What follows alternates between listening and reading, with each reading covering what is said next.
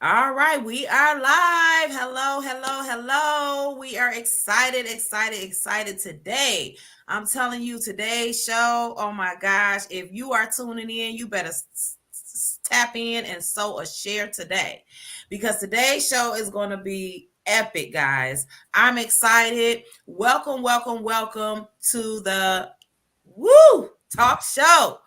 We're excited. Good morning, good afternoon, good evening, whatever you'll be tuning in from. And if you're going to be coming in on the replay, we know most of our viewers do. Guess what? We're excited about today's show, guys.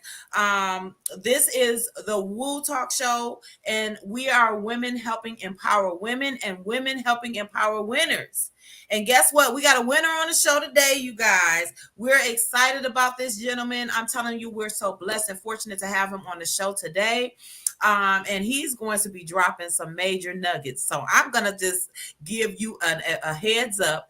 Get you some paper and pen. Get you a notepad because you're going to want to take some great notes today. This gentleman, we actually met at a networking event. And that's exactly what God has been doing, guys, just connecting me with great people who are out here in the trenches doing great things, tapping into our community, giving back in ways like never before. And our spotlight champion today is no different. So I'm definitely going to turn it over to him and let him take over the show just to share some background about who he is, what he does, how he helps to positively impact the lives of individuals every single solitary day, and just his story, what got him started, what made him become an entrepreneur, and just to see that. Hello, good morning, Woo family. Good morning. Thanks for tuning in, you guys. Make sure you sow a share because you're going to definitely want to hear exactly what we have to share with you today. And as I was saying, this gentleman, his whole demeanor, guys. I mean, when he comes off, he just comes off knowledgeable and letting you know that he knows what he's talking about. And one of the things that he shared with me that we were actually just talking about before the show is so powerful. He said that everybody has an entrepreneur inside of them. It's just laying dormant. Lord have mercy, you guys. It's just laying dormant. And so just to hear his experience, the different avenues and channels that he's tapped into to share his gift that God has given him and to be able to walk into his purpose, you're just going to be blown away today. So I'm going to move out of the way. And hey, for those of you who are tuning in for the first time, my name is Minister LaShawn Michael. I am the host of the Woo Talk Show. My co-host is Apostle Connie Foster, and she may be tuning in today, along with some of our other Woo executives and past spotlight champions and superstars who have been on the show. Once you come on as a guest, I invite you to come back and join in to help empower and encourage other spotlights, and just to let them know that you matter. What you do matters, and we need you in this world. We need you in our communities. We need you in our lives, and you are God's celebrity, and Hollywood ain't got nothing on you, period. Okay. And so that's what we believe. We're sticking to it. And right now, we're going to go ahead and hear from our spotlight champion. This gentleman, he has coaching skills that are out of this world. He can direct you in your finances, in your personal life, in your business life, just connecting him with him on many levels. So I really want you to hear from him. And he is our spotlight champion here from the Michigan Marketplace. And his name is Mr. Timothy Ferguson.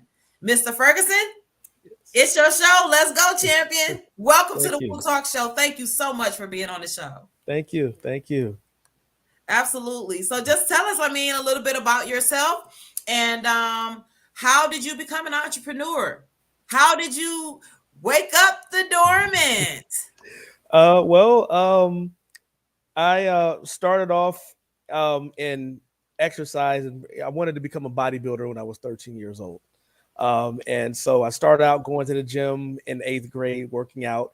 And in high school, I became like that guru to everybody because I was so serious about what I did in training, and wanted to be a bodybuilder.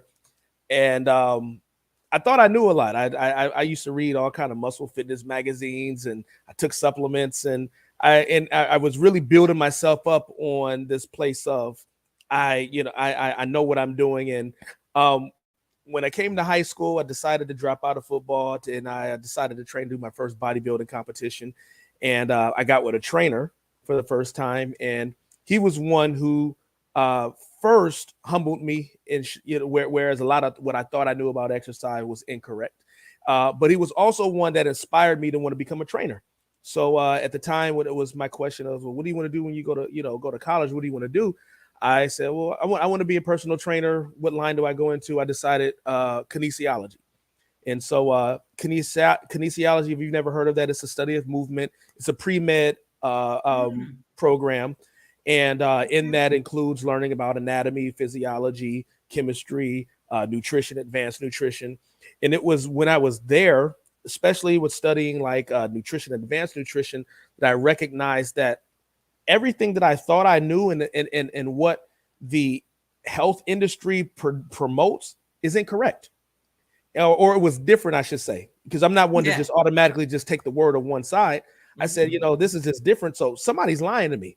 And so doing my research through school, I recognized where truth lied, which was in what I was studying, and recognized that the health industry, which is a $1 billion industry, is profiting off of people's lack of knowledge. And me seeing that as a problem, being a problem solver, is wanting to educate people on that. Wow. And being one, I was always, I got born again when I was 15 years old. And, as a kid, questioned what was my purpose in life, what I wanted to do unto God. I didn't see myself being the pastor per se as the way, the pastor that I looked up to, but I knew I had a purpose. And God gave me a vision. And it started in 2004, a few years into college, when when he challenged me and he says, what does it mean to be whole? And of course, hearing from God is like, well, you tell me. But he says, go look at my word and tell me what that means. And when I went into the Bible, I looked up the word. I'm sorry. He's asking me, what does it mean to be healthy? Because health was a term. And he said, look at my word and look for it. And so the Hebrew term for health is aruka, which means to be whole or wholesome. And the Greek word is hugiano, which also means to be well in body. And so from there, I recognized that wholeness is an objective term. It's not something we apply health to our physical body, but you're really going to be healthy in your finances or unhealthy. And you can also be healthy or unhealthy in your spirit and your soul.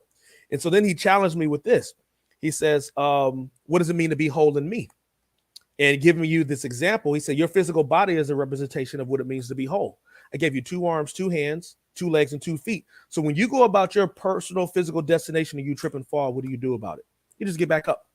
Do you get frustrated? No. Do you worry or do you concern yourself on your next destination saying, I hope I don't fall again, or after you're thinking about it? No, it's not even a factor in your mind. He said, now imagine if you're missing an arm and missing a leg, or you have a severed arm and a severed leg and you trip and fall. Is it harder to get back up? Yeah, try it. What I would do, I would get with some of my youth, I would have to actually get them on the ground and say, try to get up with 1 arm and 1 leg. And they see the challenge. And as a result, you're going to be a little more concerned about falling. And you might even find your destinations limited. And so he said, metaphorically speaking, your arms are a representation of your physical body and your finances, and your legs are a representation of your spirit and your soul. How many of my people are trying to fulfill my purpose with broken and missing limbs? And I was convicted. Like, well, man, I'm broken because, at the time I'm financially, I'm not financially sound. I still trying to identify who I am, and it matters. The only thing that I felt sound in was in my physical body. And so then that made sense why my circumstances and challenges were the way they were. And then recognizing that this is all of us, because we live in a world where when it comes to our physical body, we have surface knowledge. When it comes to finances, surface knowledge. I mean, we don't even learn in school, any type of financial literacy. And then when it comes to who we are, we know nothing of that. We pretty much identify ourselves by our success or lack thereof, what we are maybe popular at or unpopular at school. This is how we create these emotions and feelings of either being introverted or extroverted, being cool, not being cool, because we're trying to find identity. And what we tend to do is when we look in the mirror, we don't like to look at ourselves. So we try not to look in the mirror, but we're forced to look at the big picture when we have to go to school or go to work and look everywhere else. And what we tend to do then is we look at other people to see their flaws or challenges so that we can kind of rate ourselves of where we fit in, where we say, well, how I'm looking at his life, his is worse than mine. I guess I'm not at the lowest end of the totem pole. That makes me feel a little bit better about myself. And and so we look at each other in terms of flaws, and we see ourselves as liabilities. And then the other thing is the spiritual side is, who are we in him? Most of us don't know. We may know a little bit from a religious standpoint, but we don't understand who we are in him. And so as a result, we cannot apply these. And so, but going back to the metaphor the guy gave me, says, consider physically, if you had legs, let's say you didn't know who you were. Let's say you did know who you were in Christ, but you lacked arms, you lacked finances, and you were struggling physically. That means you can walk around a room, but you can't open doors. You got to rely on other people to open doors for you. Who wants that? And then let's say that financially you are whole and physically you are healthy, but you lack identity. You don't know who you are. You don't know who you are in him. That's you sitting in a chair, only being able to do what you can do with your hands in that vicinity. You can't go anywhere. And then and now let's take a look at ourselves and others, and when it comes to in the real picture, where we all fit in this. How many of us fit those depictions? And it's not for me to have to give an opinion or say. We can see it in itself when we talk about the problems we have, the failures, the chronic problems we have that are really a result of this. And so from there, I found that it was essential to educate people on the truth of these matters. I thought that, me being one in school, learning this, it shouldn't just be me one because I went to school and learned this, should be the only one knowing about my body and and how to eat, when all of us, this all applies to every single one of us. Same thing with finances. And so I began writing my first book. And the first book that I wrote, because at this point, I'm looking at the church. When I'm looking at everything, I'm saying, well, the church, everything in truth starts with the church, and recognizing that a lot of the church's foundation is founded on the same foundations of the world. Whereas this is why we have a lot of the chronic issues in church physically, financially, why people in the church still are dealing with the same battles that people at work deal with. And so the foundation is off. And to build a more solid foundation requires educating people on the whole. So the first book I wrote was titled, Why is the Church So Unhealthy? It may sound a bit controversial to some, but I wanted it to be that way because I wanted to get the attention of individuals to actually read it. And it's in no way intended to judge anybody, but it's to educate individuals on the foundations, on the 4 areas that I consider makes us whole: our physical body, our finances, our spirit, and our soul. And so each part is a segment. I talk about health. I break down the simplest fact of what is a calorie, because I've been in this industry for a long time, and I would hear people tell me all kinds of stuff. Oh, that's bad for you. Don't eat that. It's unhealthy. And I said, well, why is it unhealthy? Oh, it's got high fructose corn syrup. It's what's causing you to gain weight. Really? Well, what's high fructose corn syrup? I don't know. It's the stuff it's a preservative in food. How do you know it causes you to gain weight? Well, this is what they say. Do you really think that's a solid foundation to base your opinion on, what somebody else says? And so and some people, they'll start to get a little antsy, and I'm not in that game of going back and forth. So I just go down to the straight and narrow. I say, what's a calorie? I don't know. It's this thing that's on a nutrition panel. And so then I'll ask him, I says, when you talk about matters like that, that's like you trying to convince me you know algebra and geometry, and you don't. And then when I ask you addition and subtraction, you can't add and subtract. And so, when it comes to the fundamentals of things, you can't break that down. How is it that you would know the dynamics of things that are more complex? Complex, yeah, absolutely. And so as a result, that's where I start. I say, well, let me explain what a calorie is. If you understand where a calorie is and how that's associated to your metabolism, that will then help you understand why we gain weight and why we lose weight, or how we lose weight. Mm-hmm. When it comes to food, we're able to understand what we're eating, what's considered junk food, not food that's fattening, but food that has low nutritional value, because everything we eat is supposed to provide some form of nourishment for our body, because Right. it is a living immune system that needs resources to continue to grow and overcome any matters we deal with. And so as a result, I stand on educating individuals on that, and even to the place of then providing direction. And so a lot of people say, well, okay, that's great. I want to I want to lose weight. Actually, what I'll say with this is just for people that say, well, I still don't understand what you mean what a calorie is. I like to break it down in terms of what we do understand. And so I'll tell a person 1 gram of fat equals 9 calories, 1 carb equals 4 calories, 1 protein equals 4 calories. So fat is more than twice as much as a carb and a protein. Okay. Your body values fat like gold. Okay. Now you must be saying to yourself, gold, with all of the issues people have because of fat accumulation, how is it valued as gold? Well, exactly. I put it in, if I put this into financial terms, in terms of money, and I tell a individual, let's say you guys came and you all worked for me, and instead of me paying you in fiat currency, I pay you in gold, bronze, and silver. You have a salary of earning 2 gold, 4 bronze, and 4 ingots. But now when you work overtime, you get to take home one of your choice, whichever one you want to choose. Which one would you choose? Go. Now, the gold. Most people, 99.9% will say gold. I've had a few people to say the bronze, talking about something, crazy. But people say, I'm going to choose the gold every single time. And I say, okay. So understand that when your body, your metabolism, how it works is when you're hungry, your body is demanding a certain amount of calories. Whatever is demanding is going to metabolize. If you need 500 calories, it's going to consume it. But if you eat 600 calories, whatever that 100 calories is, it doesn't need is going to convert it into fat. And 3,500 calories equals 1 pound of fat. And this is how we gain weight. So now going back to that example of finances, let's say that you've worked for me and you've worked overtime for many years and you've accumulated all this gold, and you say, you know what, Tim, I really appreciate working for you, but I'm in a state of my life where I want to now travel the world. And so I'm going to call it quits, and I'm going to now go on my way.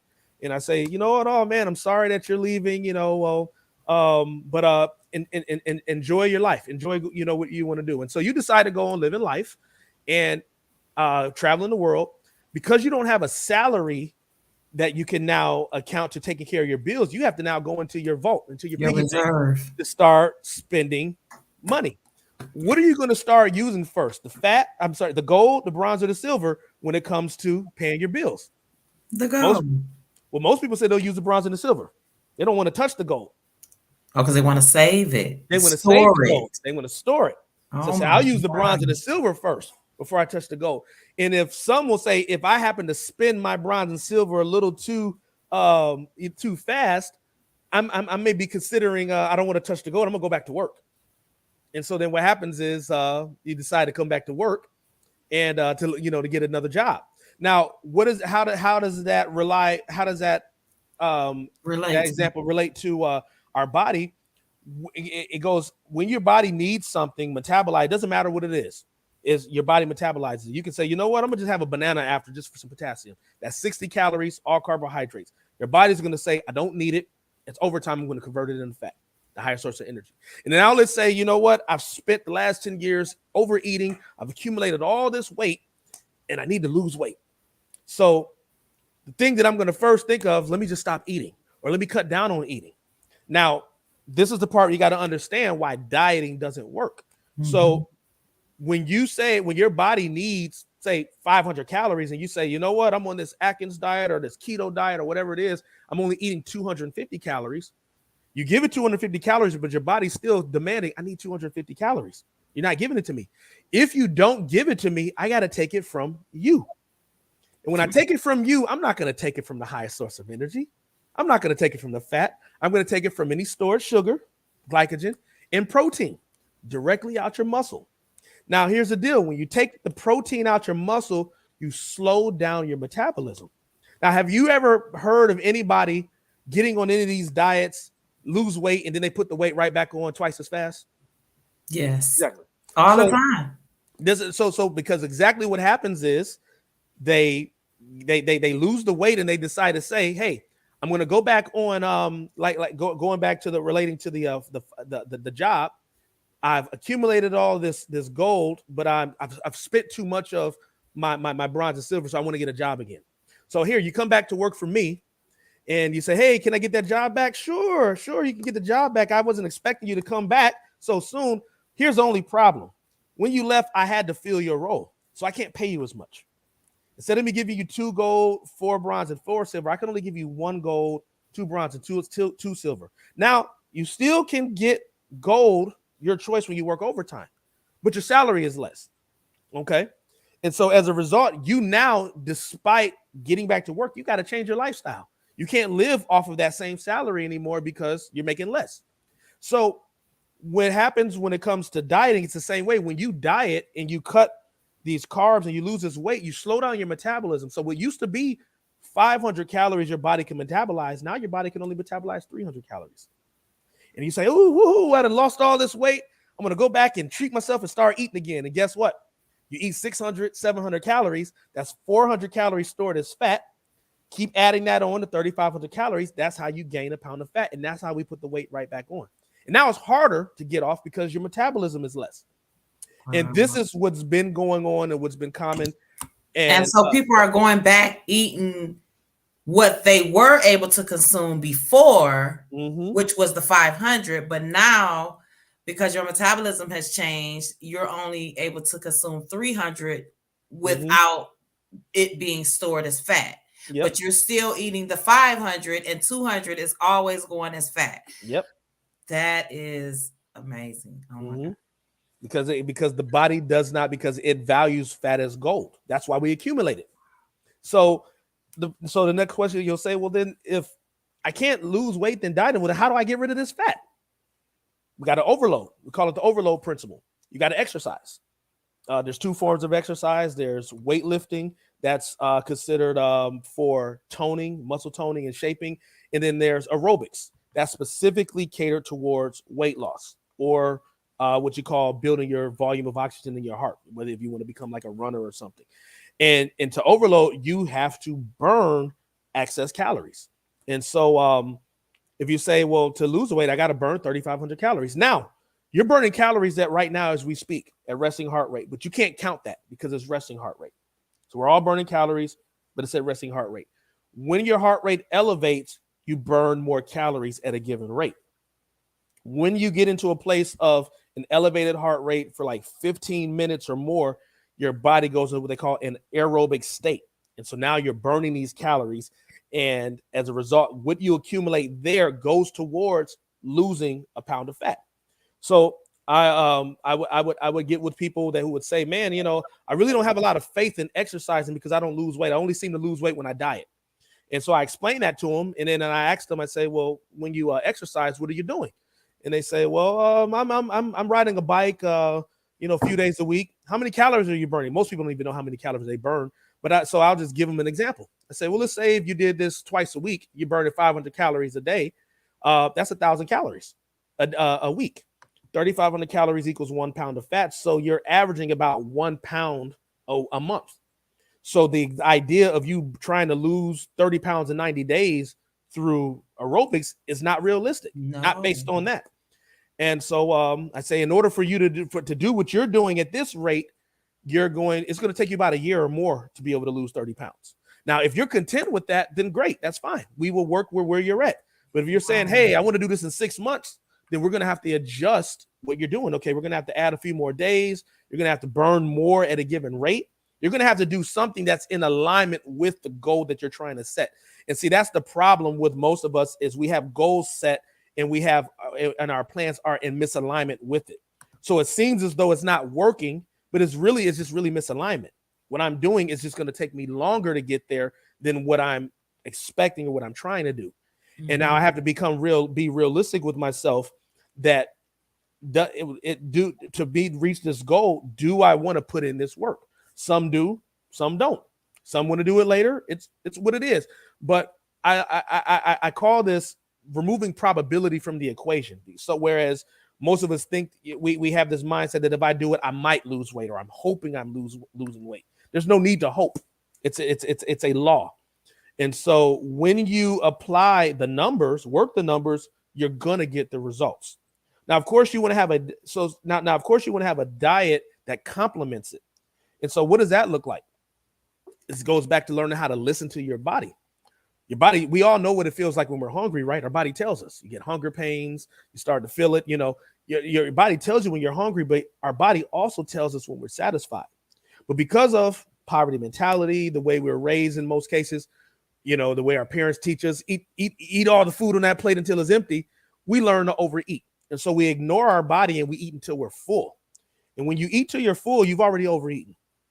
So you have to then train your body to listen to your body until you're not hungry anymore. And that's going to take some practice. It's not something that you can just get over on a day. You got to practice and get into that place of getting used to eating until you're not hungry. You'll find yourself feeling empty. You're like, man, but I still feel like I want to eat something. That's only because you're used to being full. And what I tell people, I say, after you eat, drink a glass of water. I always recommend. That's good. I not to cut you off. I was just talking to someone about how I really seen the shift in my body and in my metabolism when I started drinking 2 cups of warm water with a half squeezed fresh lemon in it. I would every morning before I ate anything, breakfast or anything, I would drink 2 cups of warm water with a half squeezed fresh lemon in it. Okay. And it literally made a difference. It does. I think that it helped me to be fuller faster as well for, my breakfast meal, but it just changed. It shrunk my stomach, I think, because I started getting full faster, with my meals. And that was like the beginning of my weight loss journey. And then that's when I was introduced to the all natural tea, Drink to Shrink, which really, really, really helped to change my life. But this is good. This is good. I mean, it just makes sense. Like you said, it just reminds me of my business. If you work the numbers, you're gonna get the results. That's right. It's the law of physics. It's just the law of numbers, and you just can't. You can't go wrong with it. You're gonna get the results because it just adds up. To what it is. So that I thank you so much for sharing that. Thank you. You guys are writing this down. And that's a quarter of the matter. But that's it. Working the numbers, and the problem is most of us don't know the numbers, and most of us are afraid of the numbers, and we got to get past those things. Know the numbers, fear. And then work the numbers. And when you do that, you're gonna get results within. If anything, within 3% of that, you said something so powerful, because fear is really something else, and it does not come from God. He tells us that he did not give us the spirit of fear, but fear is what takes so many people out the game, whether it is striving for your goal, stepping out into something new, whatever it may be. It's always fear that keeps us from moving forward. And fear is just false evidence appearing real. And it is really, it is something, because I've even been learning about how that fear will grip us on my online school with the School of Holy Spirit with Bishop Dr. Coletta Vaughn. Just talking about how fear, I mean, it does not matter what your position, it doesn't matter what your title, everybody goes through having fear. But we definitely have to tell ourselves, God says, hey, I didn't give you the spirit of fear. That's right. I'm not saying that you don't get it, but I didn't give it to you. He said, I gave you a spirit of power and love and a sound mind. Okay. And so we just have to understand that whenever we have that feeling of fear, you better pray it away. I mean, to me, that's the sign to move forward sometimes. It's almost like, oh, that's right before you're getting ready. It's I don't know if any of you have seen the meme where the guy is in the he's like in a tunnel, like he dug underground to find this treasure. And he's in the tunnel and he's almost there, but he gives up because he went so deep. He went so far. And he's just given up, turned around, got the pick, behind him, and he's walking back out of the ditch. But right beyond that wall where he stopped, right a little further on the other side, is this huge treasure.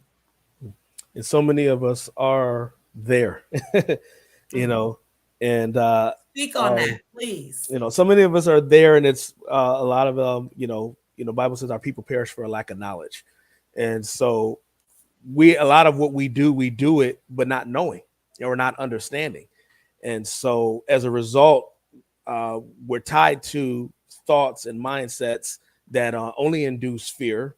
The opposite of fear is faith, is confidence, and you have hope and faith and confidence in what you know. And for most of us, a lot of it is either what we don't know or misinformed. And so that kind of that goes into the next part of, again, what you don't know. I started my business. I started entrepreneurship at the age of 21. Yeah, and as a personal trainer, most of my clients were wealthy individuals, and as that was my foundation, as what I wanted to be, so I could make sure that I had a pay at the end of the month. And I knew nothing about business. I knew nothing about money, nothing at the time. I was just a aspiring kid to say, hey, I'm training them at their house. It's like, I want a house like this. How did you do it? And they're talking to me about stuff that, for me, I'm like, I don't know anything what you're talking about. I'm talking about stocks and investments, and it's just like, I thought you just saved money. Like, I remember one time, one of my clients, he was warming up on the treadmill, and I'm sitting waiting for him to do his 5-minute warm up, and he's watching TV and he's sweating like crazy. And it's just like, are you okay? Why are you sweating so hard? He's like, I'm losing money.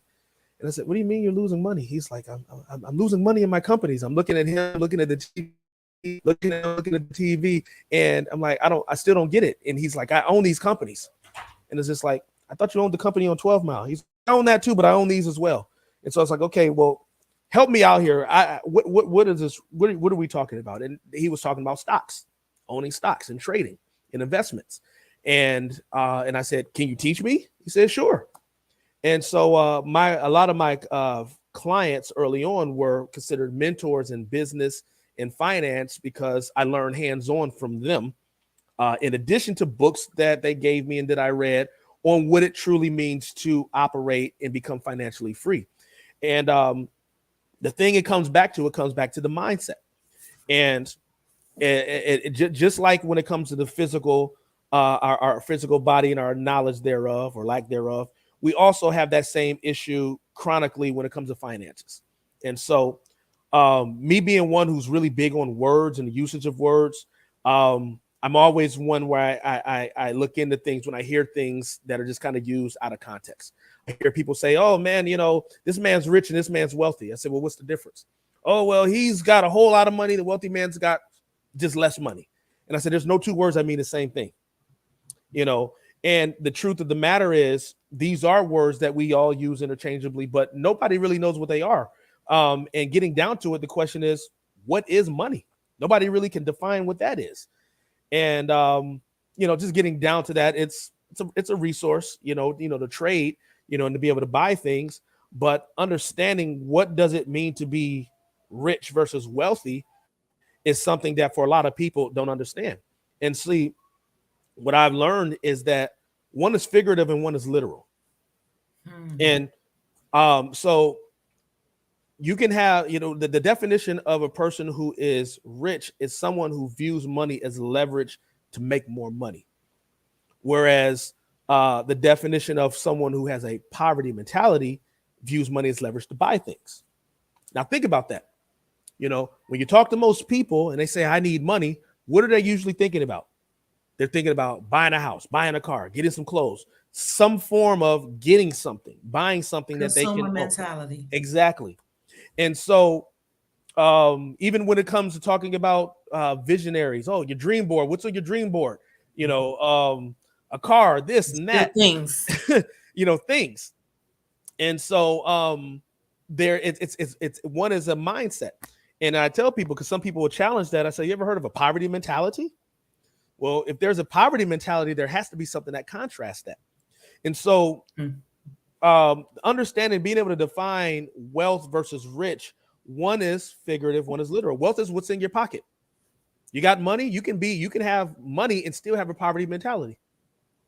And you can also have no money and be rich, have a rich mentality.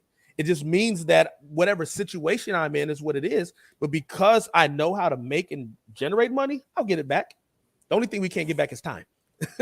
So that's it. So being able to leverage myself in understanding, to seeing things from a place of a rich mindset, that changes the whole game. Now, a lot of people, they'll get intimidated by that and will say, well, man, I don't think like that. And that's not true. We all have naturally the idea of what it means, of understanding what it means to be rich. We all understand seed time and harvest, correct? And Absolutely. so I would do this. I would go around and I would ask the person, I say, if you were given $1 million, what would you do with it right now? Most people would say, oh, I'll get out of debt, buy my car, pay my mom's bills off, and I'll save the rest. I don't even talk about taxes. But I say, and then I'll say, okay, if somebody planted a large tree in your backyard that harvests apples every fall, would you sell it for $1 million, or would you just harvest apples every fall? 99.99% of the time, most people don't answer that question. They will answer that by saying, what fool would chop down an apple tree if it's harvesting apples? Now I'll tell them, the same fool that has spent $1 million. And they're puzzled at first because they don't know that $1 million at 10% interest earns $100,000. And so, and I tell them, see, I want you to understand this, to not take this as something's wrong with you, but to take this that you've been institutionalized to view money this way, because I gave you the same question in two different ways and you answered it differently. One was the correct way because you understand seed time and harvest. So there's no reason why you shouldn't be rich. There's no reason why you can't generate and build wealth. And so now when we recognize it, that now that we got two hands that we've grown here. I got some understanding in my body now, so I can stay off my deathbed, so I can fulfill making some money, okay. And I got a plan here. Now this, okay, well, what do I do? There's a lot of things that are out here to do. What do I do? Well, this is where it comes to, what are you called to do? What is in you? What are you in here to do? Yes. We're all taught to live life, work 40 years and retire. And I can say that if just living that kind of lifestyle, I wouldn't want to stand before God when it's my time, because He's going to say, what did you do for the last 40 or the 30 years? Nothing. That's not what I brought you here for. I didn't bring you here so you could work for GM and have a 401k. I brought you here for a purpose, and you were born with a purpose.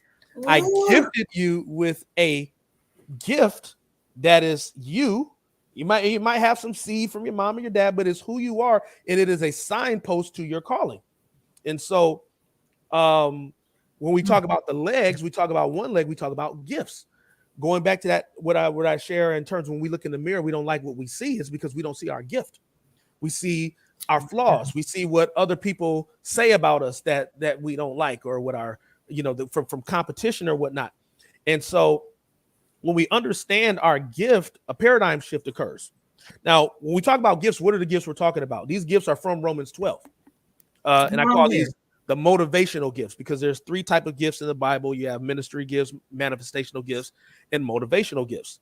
Manifestational gifts are manifested. It's what comes on you at the given times that God gives it to you. But your motivational gift is what you're motivated by.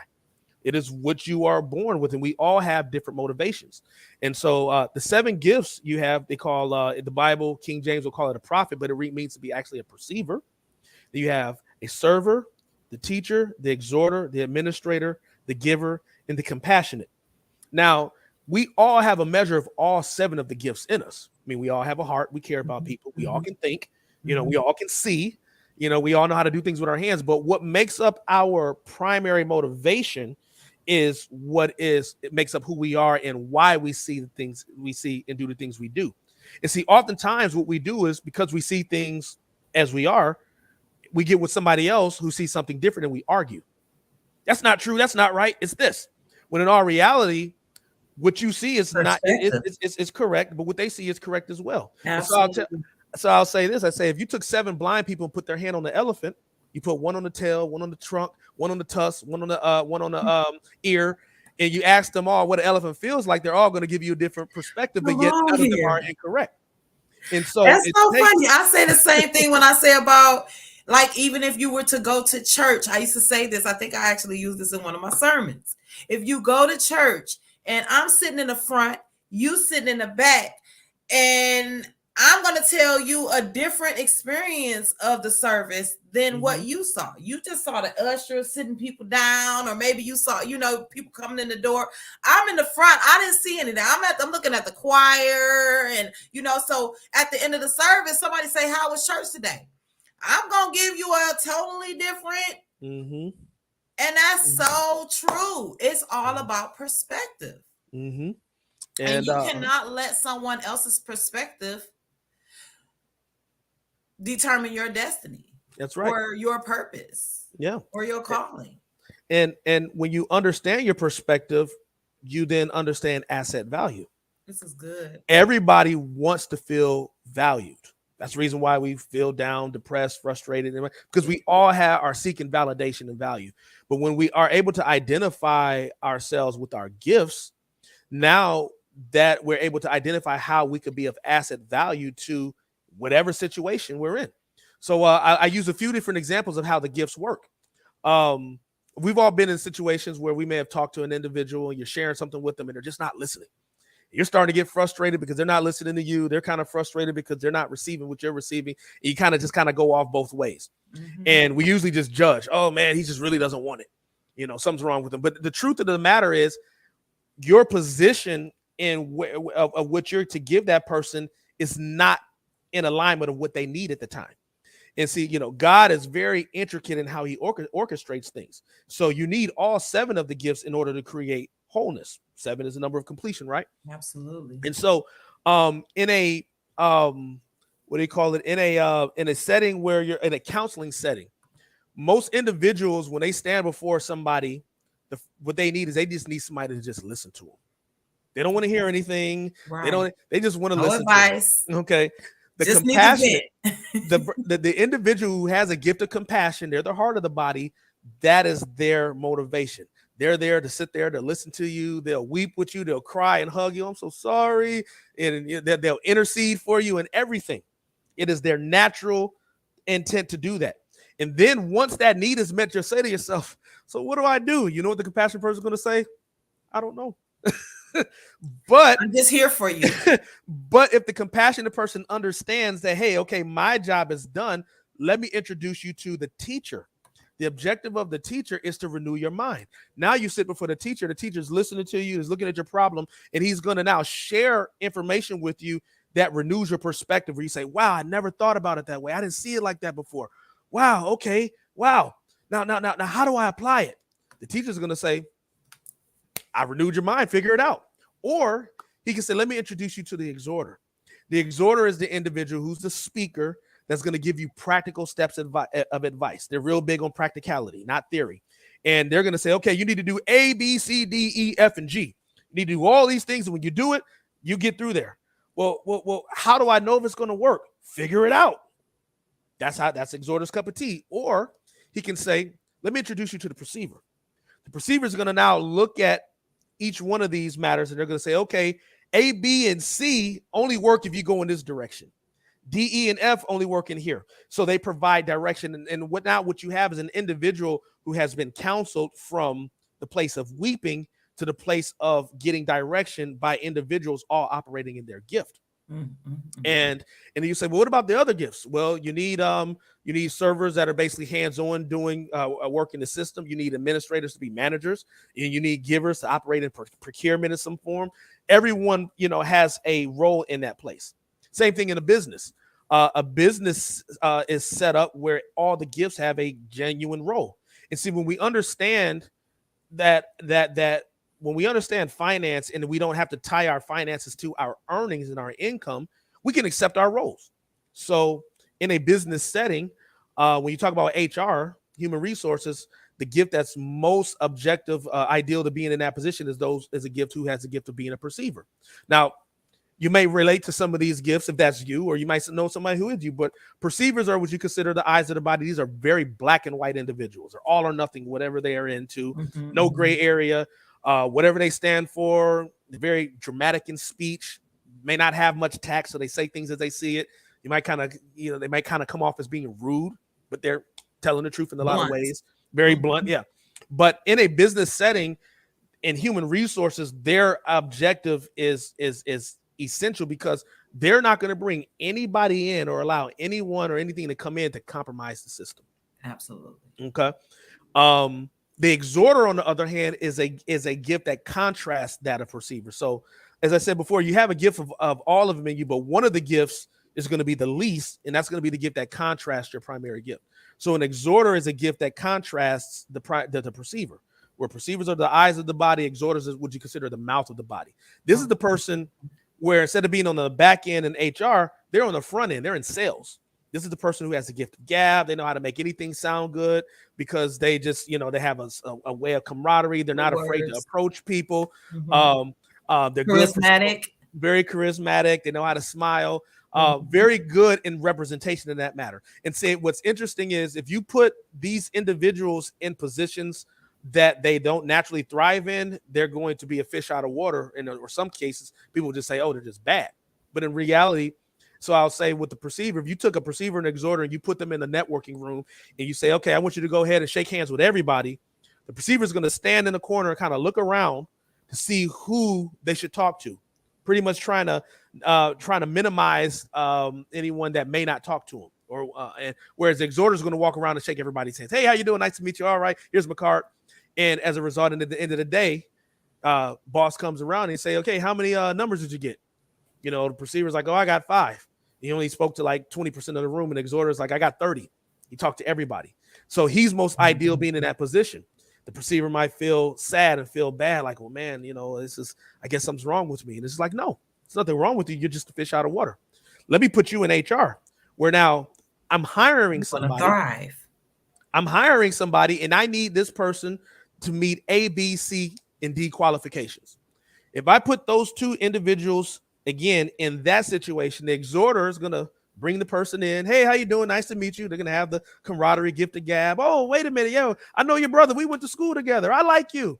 And, we can talk, exchange numbers. You know what? You don't meet all the qualifications, but you know what? I like you. I think we'll make this work. They'll bring them in anyway.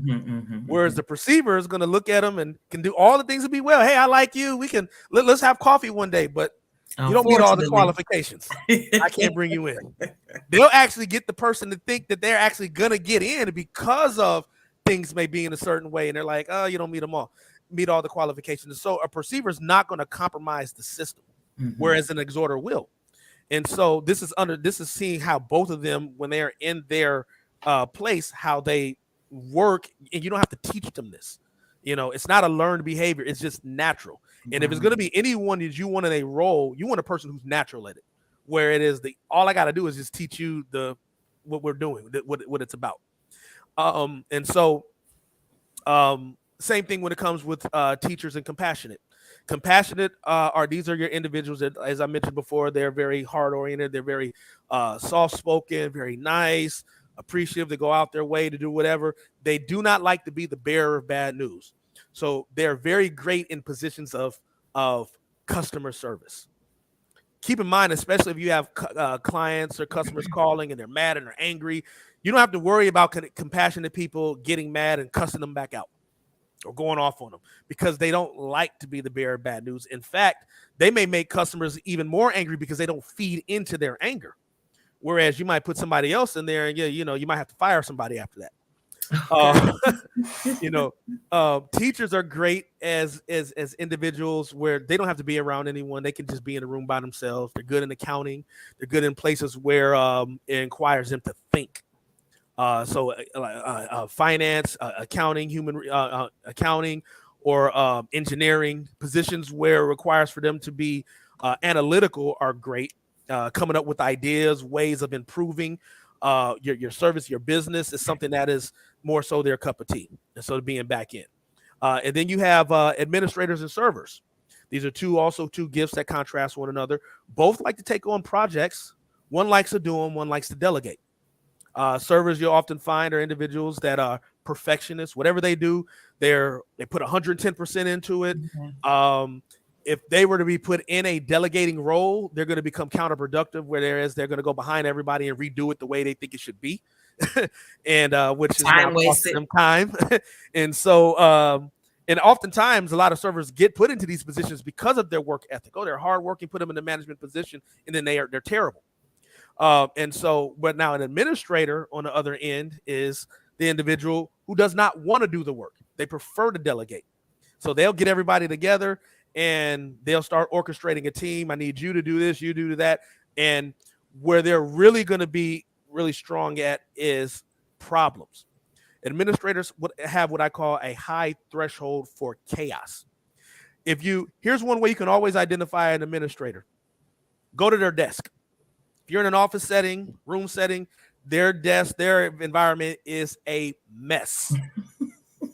Hot mess. Clutter everywhere. You would look at it, you say, this is too funny. I'm sitting at my desk looking like I'm an administrator. How do you operate with this? And then now, try to do them the favor to organize things from them. They're going to come back to you and they're going to say, what in the world did you just do? I'm good. I tried to organize everything. I don't know where anything is at anymore. And you're like, how did you know where they were before?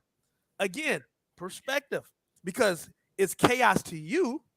You think that it's chaos to them, but in reality, that's where they're at. But that enables them to be in an environment when most people are under pressure because of chaos. They can't think straight. We call that fight or flight. The administrator is still able to maintain their normalcy and composure, get things back in order. Okay, this is what we need to do. I need you guys to go over here, do this, and delegate, get it done. Yeah. Okay. And so that is a gift. People will say, "Oh man, they're just lazy." No, that's a gift. Servers, they're neat, they're organized. They got everything in a place. But that's also a gift. And but to each his own in their role. And then you have what you call the giver. The giver is the one gift that I'll say does not have a gift that contrasts. Why? Because we all have a heart to give. I don't think no one is gifted to be selfish, right? So right. But where a giver stands out is givers are very good when it comes to management and money management. This is the individual who knows how to find everything they want for a lower price without compromising quality. I had a friend like that. Most of us, we may go looking for something. And we're like, yeah, I searched and I found it for a cheaper price, or I keep finding it, but it's a cheaper quality. You spent 2 weeks for it, and your giver friends spends another 2 weeks and they found it. And it's like, yeah, I got it at this price. You're like, how did you do that? Oh, they just searched for it and they managed to get it, without compromising quality. That's a gift. When it comes to procurement in business, they are ideal at that because they know how to stand the test of time and negotiate to work things out in the best favor for the individuals. They know how to find things when it comes to supplies for the lowest price without compromising quality. They have they're also great at giving. They always have money. This is the person who's always giving somebody a check. And they're just like, and they don't give the impression that they have the money. They might wear a shirt, drive a decent car, live in a decent house, but their lifestyle does not line up with their finances. They could be a millionaire and you have no clue because it's the way that they think. They stack their money and I got my resources to be able to give. And so when we understand these gifts and identify ourselves with these gifts, it'll make some sense to us to say, okay, well, now I understand why I do the things that I do and see the things that I see. Now I see why I was successful in this arena over here, and why this didn't work for me, or now I understand why my brother was this way, or my mom, or whatever the case is. But now I now can associate some form of asset value to myself. I don't need anybody to tell me I'm of value. I see it. I know that if I come to this equation, what I'm going to bring to the table is essential to them. And so there's a purpose. And then what it also teaches me, what it teaches us all, is to learn how to gauge expectations to where we can stay in our lane and let other people stay in theirs. You know, Okay. so I'm a teacher. You know, I have a gift of teaching and a gift of exhortation. I'm not going to expect everybody to think like me as a teacher and exhorter. Okay, if Lashana, if she's an administrator, I gauge expectations that she's going to do and think things like an administrator. You know, if you're a perceiver, I gauge expectations according to you thinking like a perceiver. So there might be things where I say, well, I don't, I may not think that way, or I may not do things this way, but I'm not going to criticize and judge either, because because who you are and what and how you're made is essential for your purpose. You know, if you're called to be that one to be on the back end, that's what you're called to. If you're called to be the one to be that leader, he's giving you everything. And so then from there, we get into the other leg, which is now cultivating my gift according to my calling and my purpose. And in order to do that, I got to have a relationship with God. You know, I have to understand that there is two words, a rhema word and a logos word. Ooh, come on Knowing here. his word is essential, because now I have something to read and understand, so I know who he is, how he is, but I also need to have a connected relationship with him to learn how That's to it. hear from him. Yes. God speaks to us. Yes. You know, Yes. and Holy he Spirit. speaks to us more than we recognize. A lot of us think like, God, where are you at? Where are you at? And God is saying, where are you at? I'm looking for those who are willing to hear me. That's why he says, my sheep hear my voice, you know, or he says, Woo. you know, acknowledge me in all thy ways and I shall direct your path. Mhm. So obedience in a relationship is the most essential thing. Yes. To when it comes to the success. A lot of us we blame God and we blame life, and a lot of it is because of missing it. You know, I'm a father. I got 6 children, and I've learned more in fatherhood of understanding a relationship with God than in any other matter, because my kids get in trouble because they disobey. They do something that they just weren't supposed to do. Mhm. And if they would just follow instructions, there would be no issue. Now, Simple. I said we wouldn't be in a situation where you're faced with a belt if you just did what we told you to do, but you chose not to, and now you have this consequence. That's Now, it. I'll give grace and mercy when it's merited, but the reason why we're in this problem is because you did not listen. Mhm. And so, and after a while, I have to humble myself and recognize, okay, that applies to me as well. How many That's times it. am I not listening, or have I not listened? And my Mhm. situation is a result because of that, whether it's fear, whether it's pride, whatever the case is, I didn't listen. And what's going to enhance my ability to be able to listen, one, is to know him. So I'm not questioning what I'm hearing is him, which requires that I need to know my word. I need to get into play this 80-20 rule, where stop giving 80% of my day to the world and 20% to God. To switch that around of giving more of my day to him and 20% to the world. And then therefore being what I like to call a conduit in changing the current of my life.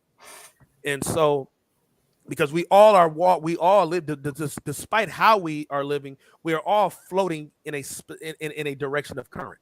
When you're in the way of the world, you're flowing in the current. Let's say you're flowing east in the water. And you might decide that, hey, I don't want to live this lifestyle anymore. I don't want to go to this destination. So I'm going to start sailing to go the other way. Guess what, though? You're going against the Fighting current. against the current. It's going to be hard. So it's hard. You're getting frustrated. You're wondering, yeah. After every time you relax and sit down, you start floating back, you know, and, Ooh. and if you don't change the current, then your children that come around, they're not going to be on the same current as you. Heck, the current you're on is because of what your parents were on, you know. So somebody has to play the conduit of turning the current. And guess what? Turning a current is not easy. It's not. It's not something we can just do by just spinning the water around. You have to do something in the water to really change the way things are floating. And with that work, you change the current. And it's going to take some And labor. you change the future trajectory That's of right. your posterity and future That's right. generations. That's right. Absolutely. And Oh my God. and so that inquires with everything. Everything that I do is now in an alignment that's the opposite of what I used to do. You know, that means, you know, I gotta stop watching some of this stuff out here. You know, I gotta distance myself from some of these people out here. Ooh, You know, please I stop might love watching you, the you news so know. much. I just want to stress, stop. Don't watch the news every day, people. Don't watch it all day, every day. It's just a distraction to me. You can find out what's going on in the world, but I mean, you don't have to allow, because they're still giving an opinion as well. Mm-hmm. And they're still coming from a biased point of view. The way they share the stories and the information that they give is selected. And it has really taken some people out. I mean, the news will depress people. It Yes, would it will. depress you and think that the world is just like that everywhere, just like what you see. And there's so many positive things that don't get aired, because the numbers are in showing all of the negative and all of the Mm-hmm. bad things. That's where they get their ratings from, so that's what they focus on, just to be totally honest, and the politics and all of the negativity that goes along with that. So Mm-hmm. this is amazing. I you definitely, um you're a life coach. You are a life coach, Mr. Ferguson. You definitely have the gift to show people and coach people on how to have a better quality of life, how to be self-sufficient in a lot of areas that they may be struggling with financially, physically, mentally, spiritually. I mean, you really do have it, brother. I'm so blessed and fortunate and glad that we connected, because that's what I pray for, God to have to give me some divine connections, kingdom connections. And I'm looking forward to just doing some more great things with you, collaborating on some things, because you're definitely positively impacting the lives of other people with your gift, with your knowledge. You have a wealth of knowledge. I commend you. I just want to say, congratulations, because you took a step just from the first thing, uh, which was just wanting to know more about bodybuilding. I mean, this stemmed from you wanting to be a bodybuilder, you know what I'm saying? And then every passion and everything that sparked your interest from that point, you dove into, and you didn't think twice. You just allow God to lead you, and that's why you are walking in your gift and your purpose. And that's why you're being blessed. And just know that you matter. Your gifts are needed, Mr. Ferguson. Don't ever stop. Keep cultivating, keep educating yourself. Continue to do what you're doing, because just everything that you shared today has just been amazing, and people need to hear it. People need to know it. And then there's so many people who may have the knowledge, but they won't share it. They'll sit on it. And we have to share these gifts with each other. That's the whole purpose of us empowering each other, and that's how we feed each other. The knowledge and the gifts and the wealth of knowledge that we have, the wisdom, we have to give that to each other freely, guys. And that's how we're going to empower our culture. Empower one another as a people. So I'm so excited. I thank you so much. I see you, Miss Ferguson, on the line. I'm talking about Miss Ferguson. Miss Hauser, I see you on the line. Thank you so much for joining us, Miss Patricia Hauser. I am excited. If you have anything, did you have anything you want to share or comment? You should let me wait. Look, she going. Let me unmute you. This is Miss Patricia Hauser. She's a business partner of mine, and we're actually just excited to have her, to be a part of the panel today. Just share if you have any just encouraging words or comments for our spotlight champion today, Mr. You're, Timothy Ferguson. You are amazing, and let me just tell you, you are God's celebrity. And Hollywood ain't got nothing on you, but they may be knocking at your door, because your gifts are needed in high places. amen. Yes, sir. Miss Hauser, take it away. Yes. He's an awesome young man. I tell you, I'm glad I got in there. And I mean, you have touched on some things that I needed to hear. And I'm very serious about that. And I'm just going to take everything that I can remember on what you said and apply myself to it. I'm going to apply myself. I'm going to be stronger. I'm going to take that fear out and toss it away like I used to do. Because it took me until I got to be 70 years old to get on an airplane. And when I got up there, I said, thank you, Jesus, and been going ever since. This is so amazing. You can touch Oh, all walks of he's life. amazing. You are truly amazing, Mr. Celebrity. Thank you. I wish to go ahead. Is it too late if I can share one more thing? No, go ahead. The one thing I wanted to share, because with all of this, when you're in a state of coherence is great, but when we're under pressure, we can't think straight.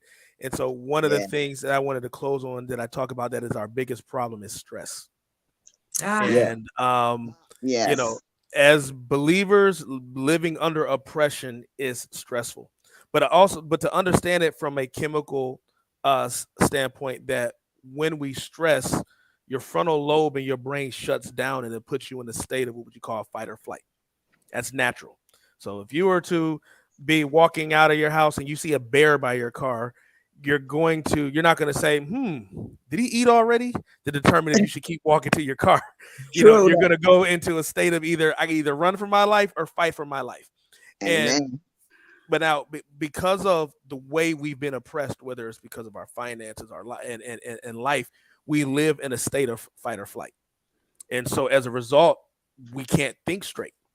Where and this is why, whereas where some people they don't get it because of being in this state, and then it's like, okay, well, if I am stressed, how do I relieve it? Yes. Well, we have the world again who profits off of people's lack of knowledge. Well, you can smoke a cigarette. That was the first thing that they were using to relieve stress until they started recognizing there were more problems with that. Then they say, oh well, yoga is a way of doing it, or exercise. But they're constantly keep getting away from what is the root of it and how to resolve it. And when it comes to understanding stress, it has nothing to do with your heart rate. It has solely to do with your hormones that you produce.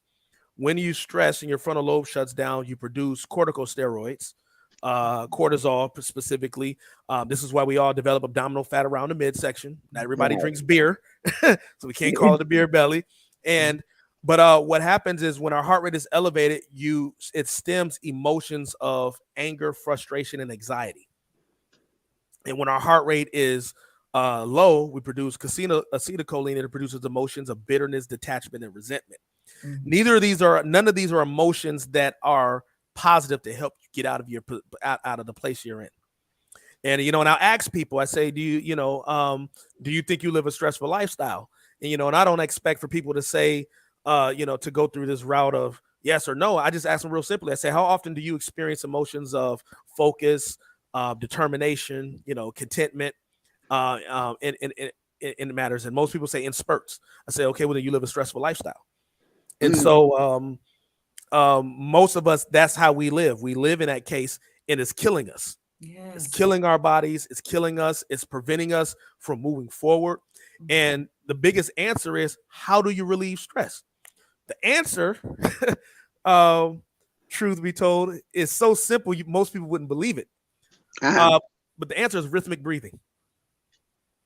Wow. So now, what does that mean? Rhythmic breathing. That means that, okay, when I'm in a stress situation, I'm supposed to go inhale, exhale to come to a state of coherence. That gets boring after a while. God has a solution to all things.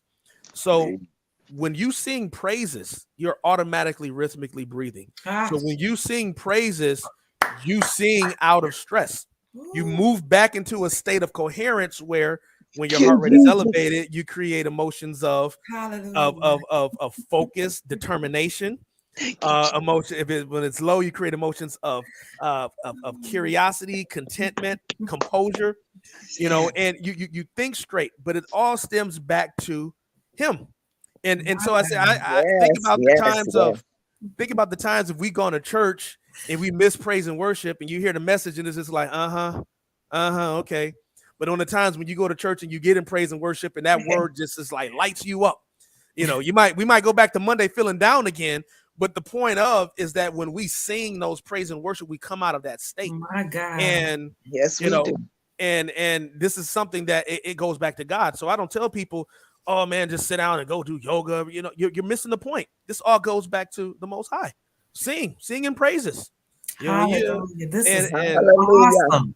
and so when you Yes. come out of that, you come out of a state of being in a coherence Hallelujah. of seeing Hallelujah. things on, okay, I can get through this.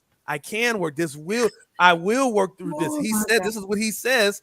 I can do all things through him. It's not just something where I'm just like, whatever. All right. You know, Oh my gosh. This is so good. This is so Yes, good. it is. Yes, I'm yes, telling yes. you, I literally, that is one of the things that we say, Yes, that you yes, confuse the enemy when you praise God in the yes. middle of what you're going through. Mhm. You confuse the enemy because it is him that is trying to take you out. It's him that's trying to discourage you, him that's trying to make you feel guilty, him that's trying to condemn you. So when you're in the middle of trials and tribulations or adversity and you give praises to God, you confuse the enemy and his camp.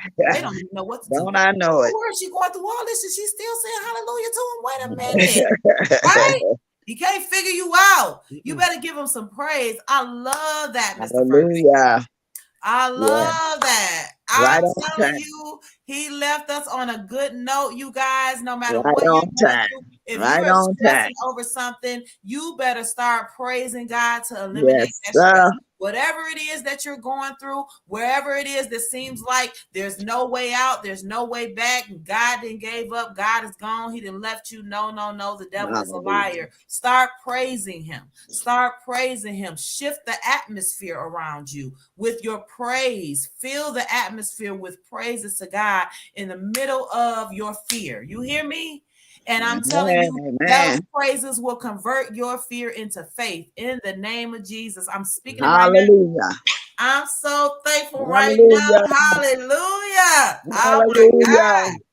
Hallelujah. Mr. Ferguson, please, before we close the show Oh, today, my we God. went over a little bit of time, guys, but I'm telling you, when Holy Spirit gets a moving, we Yes. don't stop him. You hear me? Yes. Oh my goodness. Please leave your contact information. How can people get in contact with you, whether it's by phone, email, whatever your choice, your social media handles? How can people connect with you? Do you have a website? Do you have any programs coming up or anything that people can be involved in or be a part of? We want to stay connected to Mr. Ferguson. Yes. This was amazing. Thank you so much. Oh my gosh. Please share how people can connect with you, sir. Will do. Yeah, I will share in the information. I am rebuilding my website. I took it down and I'm putting it back up, and I'll have it up shortly, where it'll have some information more about myself, what I'm doing, what we stand for. Having working on being able to have some video clips of me speaking, in engagements, and also where you can have access to be able to buy my books that I've written, and That's awesome. and yeah, I'm working all this stuff out right now. My wife is the administrator, so Awesome, my girl. she's the one who really is the backbone on getting all those things in order. And I'm also working with getting into schools, speaking at schools, public schools or charter schools, working with the youth, ninth grade and up, and in college, and promoting a program where I call Discovering the You, letter U in You. And it is what I talk about, work with kids to help them identify who they are according to their gifts. And so you're going into life, you're going into this world understanding, now I have a purpose. I see asset value and how I'm associated to things. I understand the meaning of developing what I call the 4 pillars of character. And I then also establish what I call the philosophies that glue the you in you. And so that's awesome. And so how can people connect with you? Either phone, email, or yeah, I'll have my phone, email, Facebook up as well. And so yeah, I'll have all my social send media me that information as well after the show, and I can actually put it into the group. Okay, sure, we'll do. Okay, so we'll definitely post that, guys, so that you'll be able to connect with Mr. Ferguson and, personally reach out to him. And we're excited. This is what this show is all about. I'm so excited, guys, because God is really connecting me with great people and who are really walking in their purpose and in their calling and gift. And it's to help every one of you to be inspired to walk in yours as well. Because we all were created with a special seed and gift inside of us. And your gift is waiting for someone. If you have not tapped into what that is, connect with us on the Woo Show. Let us help you to identify that gift. That's what we do. We show people, equip people, and enable them to identify their gift, their passion. Who is it? Who am I? What is that gift? And then we help you to achieve a change mindset so that you can get rid of fear. You can get rid of limiting beliefs. You need to know who you are and whose you are and walk in it. Okay. And then we help you to transform that gift into that form of income, that business that you have inside of you that's been laying dormant. It's time for it to come out. That's one of the things that he said, that we all have an entrepreneurial gift inside of us. It is just laying dormant. If you're not already in that entrepreneurial space, you have the fear of it. It's time for you to get up and walk in it. I'm telling you, because we all have that gift. Don't let it lay dormant. That is the gift that God, that's the mountain that you're supposed to be in. That's that mountain that you're supposed to be tapping into. And that gift that you have, God gave it to you. You have people in your circle and that need that gift. The people, your target audience, only you can meet them. They're only on your path. So they need you to get up and get out here and walk in your purpose. People are waiting for you. And just know you are God's celebrity, and Hollywood ain't got nothing on you. So that's our show for today. All right. Thank you so much for tapping in. And we definitely ask that you to tag, sow a share with today's episode. Thank you so much for everyone who tuned in. Thank you for everyone who's going to be coming on the replay. And guys, we will see you all this time, 12 noon next Tuesday on the Let's go, guys. Woo! Talk show. Amen. All right. God bless you all. Thank you so much, Mr. Ferguson, and have a wonderful evening, guys. Thank you. Thank you. All right. Good night. Good night. God bless.